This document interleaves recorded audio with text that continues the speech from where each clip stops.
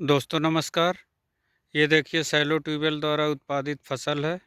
ये गेहूं की फसल है और उधर सरसों की फसल लगी हुई है दोस्तों।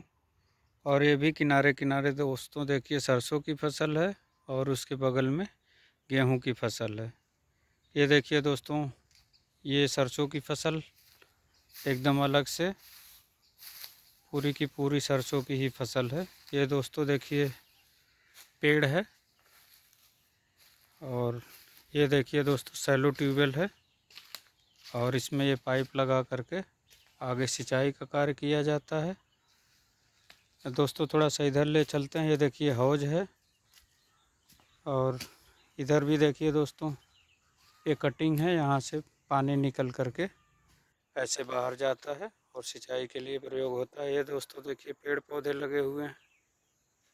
उधर कटहल का वृक्ष है, सागौन है, आम का पेड़ है और कुछ अन्य वृक्ष हैं दोस्तों। ये ट्यूबवेल लगाने के बाद ही लगाए गए थे और देखिए दोस्तों पर्यावरण संरक्षण के लिए काफ़ी बढ़िया ढंग से कार्य हो रहा है। एक बार देखिए दोस्तों, फिर से दिखाते हैं। ये देखिए ये सैलो ट्यूबवेल है, बाएं साइड में ये आम के वृक्ष हैं और अन्य वृक्ष हैं। और इधर भी देखिए दोस्तों, ये भी गेहूं की फसल लगी हुई है और बहुत अच्छी फसल है। ये सब दोस्तों सैलो ट्यूबवेल यानी उथले नलकूप के द्वारा ही संभव हो सका है। और इसके पहले यहाँ अच्छी फसलें नहीं हुआ करती थी, चूँकि बगल से एक नाला गया है, अभी आपको नाले को भी दिखाएंगे। और ये और बगल में चलते हैं दोस्तों, इधर भी देखिए ये आलू की फसल लगी हुई है और घेराई किया गया है जिससे जानवर इसको नुकसान न पहुंचा सकें।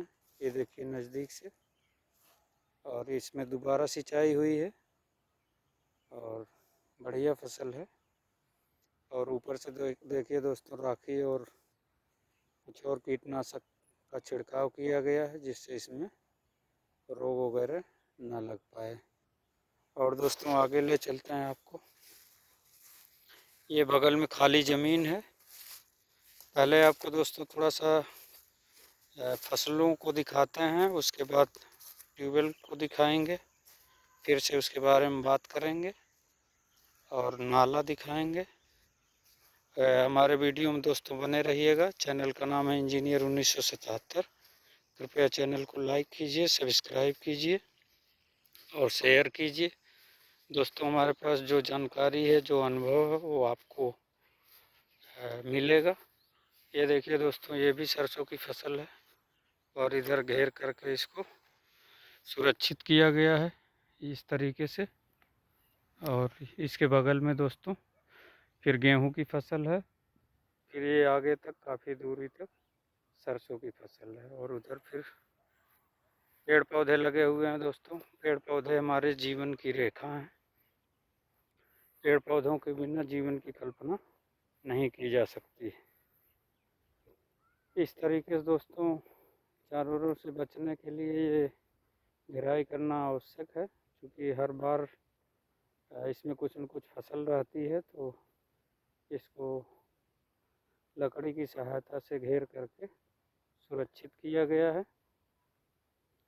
और सरसों की सिंचाई दोस्तों, पहली सिंचाई 30 से 35 दिन पर करना चाहिए, तब इस तरीके से आपको हरी भरी फसल मिलेगी। और ये देखिए दोस्तों, इसमें दोस्तों यूरिया की टॉप ड्रेसिंग की गई है, सल्फर डाला गया है और बढ़िया हरी भरी फसल आपको दिखाई पड़ रही। बहुत मनमोहक दृश्य है। आप बढ़िया नज़ारा देख सकते हैं। उधर अच्छे अच्छे पेड़ पौधे हैं, फलदार वृक्ष हैं और इधर पीपल का पेड़ है। और फिर आगे चलते हैं दोस्तों, आपको गेहूं की फसल दिखाते हैं। और ये आलू भी लगा हुआ है। ये भी देखिए दोस्तों आलू की फसल,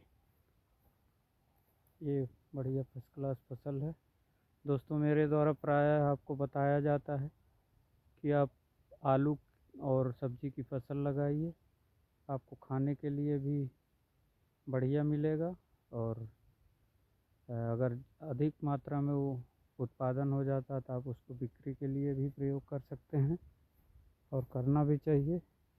इधर दोस्तों देखिए लहसुन है, धनिया है, उसको भी थोड़ा नज़दीक से दिखाते हैं। ये देखिए दोस्तों लहसुन है और उधर धनिया है। लहसुन दोस्तों आयुर्वेदिक दवा के रूप में भी प्रयोग होता है, धनिया भी हमारा मसाले के रूप में प्रयोग होती है। इस तरीके से जो सब्जी की फसलें हैं उनका हमको यानी किसान भाइयों को ज़्यादा से ज़्यादा उत्पादन करना चाहिए।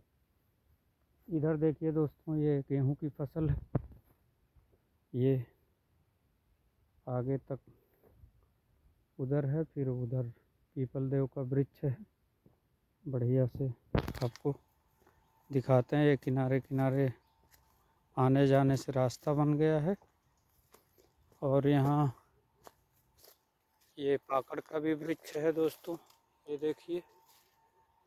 और उधर भी अन्य वृक्ष हैं और आगे भी दोस्तों फलदार वृक्ष हैं। और बढ़िया ढंग से दोस्तों ये पर्यावरण की दिशा में अच्छा कार्य हो रहा है दोस्तों। ये जो पुराने पेड़ हैं इनकी जो जड़ें हैं वो बहुत गहराई तक जाती हैं। बारिश के सीज़न में दोस्तों इनके द्वारा ज़मीन के अंदर पानी जाता है और दोस्तों वो वाटर लेवल को जो है मेंटेन रखता है। इस तरीके से ये भूगर्भ जल को भी सुरक्षित रखते हैं और पर्यावरण को भी सुरक्षित रखते हैं। ये देखिए दोस्तों कितना विशाल वृक्ष है। और ये दूसरा वाला वृक्ष भी दिखाते हैं। ये देखिए दोस्तों ये भी बहुत विशाल वृक्ष है। इसमें इसकी जड़ों के द्वारा बारिश के सीज़न में पानी जाता रहता है और उससे जल स्तर मेंटेन रहता है। ये बगल में गेहूं की फसल है। इधर भी देखिए दोस्तों ये आम के पेड़ हैं। ये सब पर्यावरण के लिए काफ़ी अच्छे ढंग से कार्य किया गया है। ये करीब तीन चार बिस्से का प्लाट है और इसमें फसलों के साथ ही साथ दोस्तों फलदार वृक्ष भी हैं, जो कि अपने आप में बहुत मतलब मायने रखता है कि आप अपने जो खेती बाड़ी है, खेती बाड़ी के साथ ही आप पर्यावरण के लिए, जल संरक्षण के लिए भी हमारे किसान भाई कार्य करें। ये अपने आप में बहुत महत्वपूर्ण है और बहुत अच्छा कदम है। ऐसे किसानों की सराहना की जाती है। ऐसे लोग हमारे देश के लिए, हमारे समाज के लिए, पूरे विश्व के लिए एक वरदान स्वरूप हैं। ये मतलब ऐसे लोगों की भूर भूर प्रशंसा की जाती है। और ये भी दोस्तों देखिए ये गेहूं की फसल है और आगे अभी आपको दूसरी सरसों की फसल दिखाएंगे। ये देखिए दोस्तों ये भी सरसों की फसल है। ये भी इसी ट्यूबवेल द्वारा उत्पादित करके किया गया है। ये देखिए कितना बढ़िया हरी भरी सरसों की फसल है। इसमें फूल भी आ चुके हैं और बहुत अच्छा नज़ारा है, बहुत बढ़िया लग रहा है। ऐसे कार्यों को दोस्तों वीडियो शूट करने में या इनके बारे में बताने में भी बहुत अच्छा लगता है। और इस तरीके से हम दोस्तों ये प्रकृति के भी संपर्क में आते हैं, जो कि हमारे लिए सौभाग्य की बात होती है। दोस्तों जो सरसों की फसल है इसको बुआई करने के लिए सबसे पहले जैसे मान लीजिए गेहूँ की फसल के बाद अक्सर लोग धान की फसल लगाते हैं। तो ये धान की फसल की कटाई के बाद दोस्तों लगाई गई है। कटाई के पश्चात इसमें दोस्तों सबसे पहले भूमि परीक्षण कराया गया था और भूमि परीक्षण कराने के बाद जो तत्व आवश्यक थे उन्हीं को डाला गया है। और भूमि परीक्षण कराने के बाद दोस्तों इसकी हैरों से जुताई हुई है। हैरों से जुताई होने के बाद कल्टीवेटर से जुताई हुई है। फिर पाटा लगाया गया था। पाटा लगाने के बाद दोस्तों फिर खाद और बीज, खाद DAP और बीज के रूप में सरसों का बीज लगाया गया था। उसके बाद रोटावेटर से जुताई करके ये फसल उत्पादित हो रही है। इसमें दोस्तों पहली सिंचाई 30 से 35 दिन के अंदर हुई है। और ये देखिए दोस्तों, हरी भरी फसल है। और पहली सिंचाई करने के बाद थोड़ा सा यूरिया की और सल्फ़र की टॉप ड्रेसिंग हुई है और ये आपको हरी भरी अच्छी फसल दिखाई पड़ रही है। दोस्तों, ये सैलो ट्यूबवेल यानी उथले नलकूप के द्वारा ही संभव हो सका है, जो कि अपने आप में बहुत महत्वपूर्ण मायने रखता है। एक ही ट्यूबवेल से दोस्तों ये जो आपको फसलें दिखा रहे हैं, चाहे सरसों की फसल हो, चाहे इधर ये गेहूं की फसल हो, ये सब उसी ट्यूबवेल से जो अभी आप देखें हैं और यहाँ से भी दिखाई पड़ रहा है, इसी के द्वारा संभव हो पाया है। वो जो आपको पेड़ पौधे दिखाई पड़ रहे हैं वो भी ट्यूबवेल से ही दोस्तों सिंचाई करके उत्पादित हुआ है।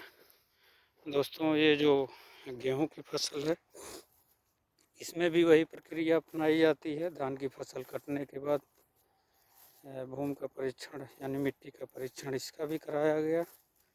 उसके बाद रोटावेटर क्या पहले जो है हैरो से जुताई हुई, उसके बाद कल्टीवेटर चलाया गया, फिर पाटा लगा करके दोस्तों फिर खाद और बीज डाल करके इसको उत्पादित किया गया है। और आगे आपको दूसरी फसल भी दिखाते हैं। गेहूं की सिंचाई दोस्तों, पहली सिंचाई जो होती है वो 21 दिन के अंदर करना चाहिए। अगर 21 दिन पे नहीं हो पाती है तो आप उसको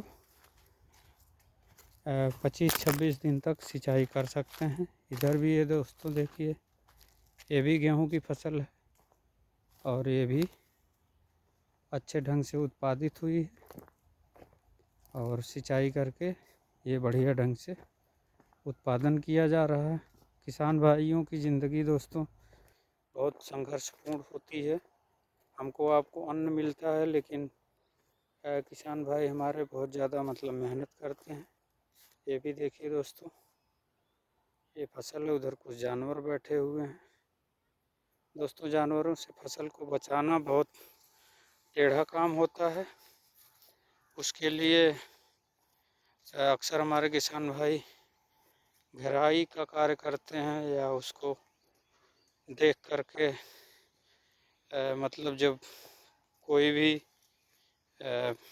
जानवर आते हैं उनको देख करके भगाते हैं और रखाव कराना पड़ता है। ये देखिए दोस्तों, ये सागौन का वृक्ष है, बहुत मोटा है। कई वृक्ष हैं, ये मोटे मोटे वृक्ष हैं और काफ़ी कीमती वृक्ष हैं दोस्तों। सागौन के वृक्ष जो है कई कामों में प्रयोग होता है इनकी लकड़ी का। अच्छा से अच्छा फर्नीचर बनाया जाता है और जो हमारे घर बनते हैं उसमें दरवाजे का जो पल्ला होता है उसको बनाने में प्रयोग होता है और बहुत से कार्यों में प्रयोग होता है दोस्तों। इसकी लकड़ी बहुत कीमती, बहुत अच्छी होती है। आम के वृक्षों के बारे में दोस्तों बहुत ज़्यादा बताने की आवश्यकता नहीं है, आप स्वयं जानते हैं। आम को फलों का राजा कहा जाता है। आम जो है सीजन में सबसे अच्छे फलों के रूप में मिलते हैं और दोस्तों इसमें कोई केमिकल वगैरह का इस्तेमाल नहीं होता है और बढ़िया ढंग से हमको अलग अलग वैरायटी के खाने के लिए फल उपलब्ध होते हैं, चाहे कटहल है, चाहे आम है, चाहे अमरूद है। लकड़ी में दोस्तों जैसे नीम और सागौन अभी आप देखे हैं, इस टाइप के पौधे लगाए गए हैं। और इधर यूकेलिप्टस या सफ़ेदा का भी पेड़ है। हालांकि ये पेड़ पर्यावरण के लिए अच्छा नहीं होता, लेकिन मेड़ पर लगाए हैं, इनको फिर बाद में कट कर देंगे, अब दोबारा नहीं लगाना चाहिए। ये देखिए दोस्तों, ये नीम का वृक्ष है। नीम तो दोस्तों औषधि वाला वृक्ष है इसके बारे में जितना ही कहा जाए उतना कम है। नीम दोस्तों सबसे पहले दातून के रूप में इस्तेमाल होती थी। अभी काफ़ी लोग नीम को इस्तेमाल करते हैं। इसका तेल भी होता है दोस्तों, और भी कई अन्य कार्यों में इसका प्रयोग होता है। ये दोस्तों जो मेरे द्वारा बताया जाता है कि जो छोटे से खंदक होते हैं उसमें पानी जब स्टोर हो जाता है तो नीचे वाटर लेवल को मेंटेन करता है। तो ये अक्सर बाग के किनारे जो खंदक होती है ये दोस्तों बहुत लाभकारी होती है। इधर भी ये दोस्तों देखिए आम का वृक्ष है, ये शीशम का है, ये रास्ता है दोस्तों। ये देखिए दोस्तों नाला है जिसके बारे में अभी हम बात कर रहे थे, और नाला ऐसे पूरब से जाते हुए पश्चिम की तरफ जा रहा है। नाले से दोस्तों जब नहर से पानी नहर में कुछ पानी एक्सेस हो जाता है, सिंचाई से अधिक हो जाता है, या बारिश के सीज़न में जब हमारे खेतों में जल का भराव हो जाता है तो नाले के द्वारा पानी निकाला जाता है। ये नाले इसको इंग्लिश में दोस्तों ड्रेन बोलते हैं। ड्रेन से पानी को बाहर निकाला जाता है। इनकी गहराई अक्सर नहरों की अपेक्षा थोड़ा ज़्यादा होती है, जिससे जो एक्सेस पानी हो वो बाहर निकल जाए। और उधर भी दोस्तों देखिए गेहूं की फसल है, ये काफ़ी फसलें हैं, उधर वृक्ष हैं, और ये नाला दोस्तों ऐसे जाते हुए आगे जा कर के बड़े नाले में मिल गया है। और इस तरीके से दोस्तों ये अपने उद्देश्य में सफल कार्य कर रहा है। आप देख सकते हैं पानी उधर साइड से पूरब साइड से अपना आ रहा है, ऐसे जाते हुए ये इधर जा रहा है दोस्तों। जहाँ सैलो ट्यूबवेल नहीं है, छोटे ट्यूबवेल नहीं है, इसमें लोग पाइप लगा करके सिंचाई का भी कार्य करते हैं। अगर क्या ये अक्सर ज़मीन का जो लेवल है उससे नीचे ही रहता है तो आपको बिना पंपिंग सेट लगाए आप इससे सिंचाई का कार्य नहीं कर सकते हैं, इसलिए अक्सर पंपिंग सेट लगा करके सिंचाई का कार्य होता है। इधर दोस्तों देखिए ये फिर हम गेहूं की फसल है, फिर वापस चलते हैं सैलो ट्यूबवेल के पास, और सैलो ट्यूबवेल के बारे में दोस्तों थोड़ा सा बात करेंगे कि इस सैलो ट्यूबवेल को कहाँ लगवाना चाहिए, इससे क्या फ़ायदा है। सैलो ट्यूबवेल दोस्तों सीमांत कृषकों के लिए है, जहाँ पे बहुत ज़्यादा सिंचाई के लिए क्षेत्रफल उपलब्ध ना हो, और जो वाटर लेवल है और स्टेटा है वो ऊपर होना चाहिए। वैसे जगह पर दोस्तों ये सैलो ट्यूबवेल का निर्माण कराया जाता है। इसकी गहराई दोस्तों 0 से लेकर के 100 फीट तक होती है, और इसमें दोस्तों 110 mm PVC पाइप का प्रयोग होता है।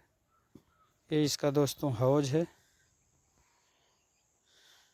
इसमें पानी भरा हुआ है, और ये दोस्तों इसकी डिलीवरी पाइप है, प्लास्टिक की पाइप है।